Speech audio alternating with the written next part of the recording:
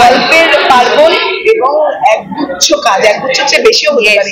তো কি বলবে, তোমার কি কাজ আছে? ডেফিনেটলি বলবো, প্রথমেই বলবো যে আমার ভীষণ ভালো লাগছে আজকে হইচই এবং এসডিএফ একসাথে, এবং মানে গল্পের পার্বণ।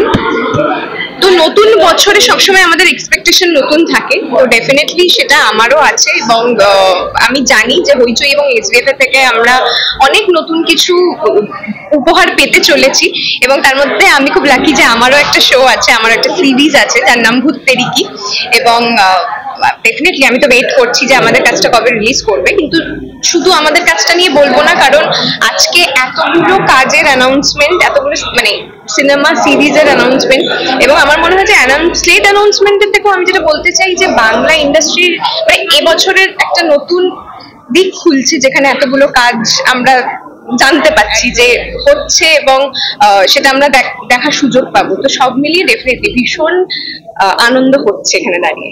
সামনেই হোলি, হোলির কি ডান্স আছে?